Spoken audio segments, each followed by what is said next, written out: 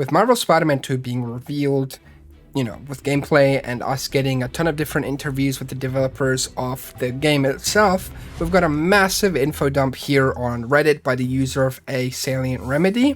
This is everything that we currently know about Marvel Spider-Man 2, and this video will be a rapid-fire sort of stream of information. So make sure to pay attention and stay until the end of the video so you can be fully updated with Marvel Spider-Man 2 for now until we get new gameplay and things like that. I don't know if we're going to get any new gameplay with the upcoming Summer Game Fest. We might, we'll see, but keep your expectations, low. Also, if you're new to the channel and you like Marvel Spider-Man 2 and various other mods and content like that for Marvel Spider-Man, make sure to subscribe to the channel. I'll be covering everything and the game as soon as it comes out. And without further ado, let's get into this information. So, as we already know, the release time frame for the game is fall 2023. It's been rumored that it might be in September, but again, that was just a rumor, so take that with a grain of salt, right? The platform of release is only for PlayStation 5, nothing on PC at the moment. If it does release on PC, it'll probably be a year or two down the road as per usual, because they want to get all of the sales out first for PlayStation, but we know it will come to PC at some later point. Marvel Spider-Man 2 is a single-player title. It's not co-op at all. It does have two Spider-Man, but it is a single-player game, so it allows just, one player to switch between the two Spider-Man. The game has been in development since, development on Marvel Spider-Man 2018 ended, so that's about a 5-year time frame at the time of release, right? So that'd be pretty cool, and this was from the press start interview. Playable characters confirmed as of 3rd of June 2023 are Peter Parker Spider-Man and Miles Morales and Spider-Man, right? Both of them, like Peter Parker and Miles Morales, right? Nothing on Mary Jane missions at the moment. Let me know if you guys want them to return, because I really don't. I'd much prefer like Eddie Brock sort of missions where you're, sneaking around or whatever. That'd be pretty cool. Players can freely switch between Peter and Miles in the open world at the press of a button, which we saw, but you cannot switch between them freely during story segments because the switch is predetermined by Insomniac to better serve the narrative, and that makes sense. In the open world, there's content designed for Peter, and there's content designed for Miles, and then there's also content that can be played as both, which is really interesting because that's kind of replayable in a way, because you can do something certain as Peter, get a different response, and then do it as Miles and get a different response. So I'm really looking forward to that. And playable space is confirmed as of 3rd of June 2023 are Manhattan, which we saw in the gameplay demo. Queens, which again we saw in the gameplay demo and was confirmed through interviews with Famitsu and press start. Brooklyn was confirmed through interviews with Famitsu and press start, and the East River was seen in the gameplay demo and confirmed by the PlayStation blog. The map is said to be roughly 2 times the size of the map found in Marvel Spider-Man and Marvel Spider-Man Miles Morales, which is incredible. Brian Intihar, creative director of Marvel Spider-Man 2, notes, the benefits of having now Queens and Brooklyn and some other areas allows us to kind of create missions and spaces that maybe are both different and unexpected throughout the experience. From press start interview, we've prepared some unexpected situations that we haven't done before, like a battle on the river between two of the cities, Famitsu. There will be no dynamic day-night cycle in the game, and that's from multi-platform. Thanks to Tachanka is the best for pointing it out, of course, Rainbow Six Siege. I don't mind no dynamic day-night cycle, just because being able to choose what time of day you want to play, I'm kind of chill with that. I don't mind it at all. I think that's, fine, but maybe they might add that in the future or something. I don't know. 3 skill trees will be available, one for Peter, one for Miles, and one that's shared between the both of them.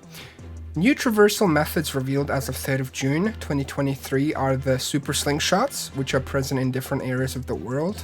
So that'll be pretty cool, doing a super slingshot and then, web gliding. I'm really excited to do that. Web wings, which I pretty much just said, and then you can use wind tunnels available around the city to help gain massive bursts of speed when using the web wings. So that's gonna be really cool to combine that with web swinging. I know a lot of people don't like the web wings for some strange reason, but I think it's really cool that that's an actual gameplay feature, and I'm really excited to see how that kind of combines with web swinging and what kind of animations we can get, because if we could do like tricks and spins while we're doing the gliding, that'd be pretty cool.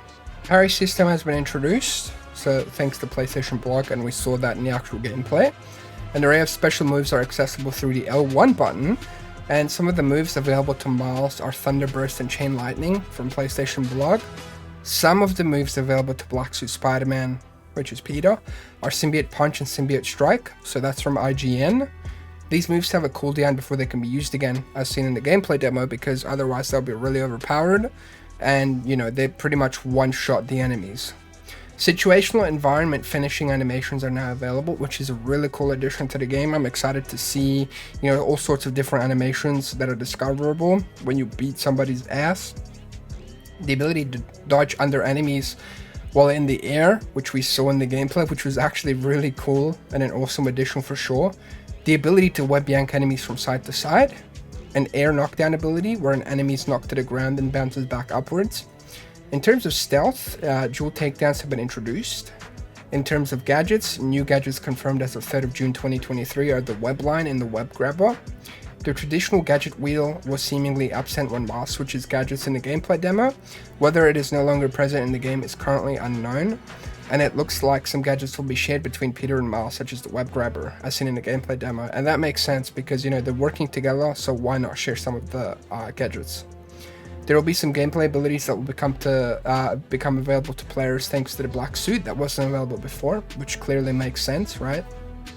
Players are able to approach encounters with stealth or fists of fury or both, and regardless of the approach used, there will be new gadgets and abilities that will help complement different playstyles, and that's from PlayStation Blog. Peter's new finishers when he dons the black suit are much more aggressive and borderline brutal, which some of them we saw in the actual gameplay, which look amazing. And similar to how Peter is able to access a new assortment of abilities due to the black suit, Miles too will have access to new abilities thanks to his newfound blue bioelectric powers, because at the end of Miles Morales he literally absorbed an entire like generator full of, you know, energy, and then, you know, I don't know if he's gonna run out of that or if that just permanently like powered him up, but it seems like it's a permanent thing, at least from gameplay wise. New and returning characters from Spider-Man's Rogue Galleries confirmed as of 3rd of June 2023 are Kraven, which is confirmed, Venom is confirmed, as well as Lizard, Wraith we saw in the Kraven reveal trailer, Shocker we saw in the reveal trailer as well, Taskmaster and Tombstone as well, and then the returning allies of Spider-Man confirmed as of 3rd of June are Black Cat and Prowler, which we saw in the reveal trailer when it was like going over the little iPad that well, not iPad, but the little tablet that Kraven was looking at. Known enemy factions are Common Thugs, which is an educated guess, and Kraven's Hunters from PlayStation Blog. I don't know if we're gonna have Roxxon or not, or, you know, the Underground, but the narrative is darker than both of its predecessors. It was said that we'll have laughs and we'll also have tugs at the heartstrings. So, you know, best to prepare yourself for that now.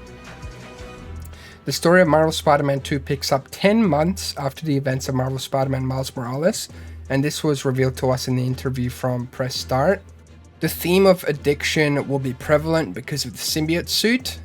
Brian Intihar, creative director of Marvel Spider-Man 2, cites that in terms of the narrative, the main attraction of working with the symbiote suit was not just fulfilling a power fantasy, though there'll be plenty of that, but to really dig into how the suit could corrupt Peter and damage his relationship with others.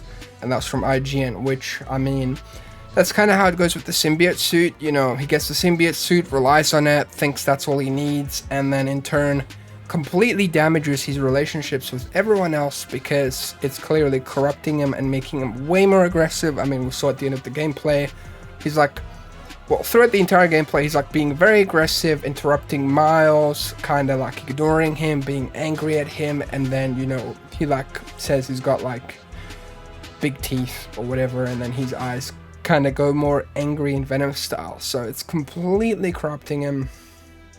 But yeah, he further sheds light on Insomniac's take on the iconic black suit by saying, I will tell you that there's more to that suit than we've shown in terms of visuals, than we've shown in that gameplay reveal. It's that blend of really wanting to have that familiarity, man, I struggle with that word, you know, of being black and the white spider symbol, but at the same time add elements to it, some expected and some unexpected, and obviously there's some that are yet to be revealed. The gameplay demo is not representative of the final game, as it's not the final build. For those of you that were worried, this was confirmed by James Stevenson, community director at Insomniac Games. I'm going to make a separate video on this because the ad cry and like complaints about the graphics, man, it's been ridiculous. Like, you guys need to seriously relax. Like, damn, I mean, clearly Insomniac Games was ahead of their like game when they released Marvel Spider-Man on PS4. Everyone was praising it, and now everyone thinks that the game looks like a DLC or something. That's ridiculous, man. The game looks amazing, and there's like so many little details to pick up on, like looking through the gameplay. It looks fantastic. I just think people are really, I don't know, I don't even know the word for it, but people are ungrateful, man. Brian Intihar in the community feedback regarding the graphics of the gameplay demo. So he says, we're always looking to improve the game. Everything will continue to get better and better, whether it's performance, fidelity, or whether it's our gameplay. Our goal is, at the end of the day, to obviously make a very polished, stable experience when we ship the game that takes advantage of what the PlayStation 5 hardware can do. I think you saw a lot of that in the gameplay reveal, from the hero switching to the sense of speed and traversal. We're going to continue to work on it until our project director Jeanette says Brian Ryan stopped working on the game, and that's from the Eurogamer interview. We're always looking at all the feedback, and we're probably our own harshest critics, right? I think we're always going to look to improve the game. I think when you see comments like that, it comes from a place of fans being extremely passionate. I do agree, but sometimes there's, you know, being passionate and then being a douche. And they just want the best experience possible. But, you know, we're going to continue to work on the game until our project director tells us to stop working on it. So imagine what you see today will only get better. Of course, we wouldn't be doing our jobs if we weren't listening to our fans, and we're going to do the best job we can to ship the game at the highest quality and the best ability we can, just like any other Insomniac game. And that was from Press Start. Co-op was not considered for Marvel Spider-Man 2. It was always the goal to have a single-player adventure featuring 2 playable heroes, said Brian Intihar, and that was in the Press Start interview. So this is the final bit of information that we have here. Hopefully a lot of you guys managed to stay until the end. This was a huge info dump. A lot of this you might have known, a lot of this you might not have known, because a lot of people have made a ton of different videos on this, but I just wanted to make one final cohesive sort of info dump for everybody that you're able to refer to until we get the next big chunk of information. So hopefully, you know, you guys like what you've seen and heard of this game, because to me it sounds like an incredible experience, and especially after watching Across the Spider-Verse, I need that next bit of Spider-Man things content to just, you know, digest and enjoy until Beyond the Spider-Verse and whatever comes next. So, you know, make sure to drop a like, subscribe. I truly appreciate everything. Thank you so much. You guys are the best. I seriously appreciate all the support on the latest content, and I'll see you in the next one. Have a wonderful day. Peace.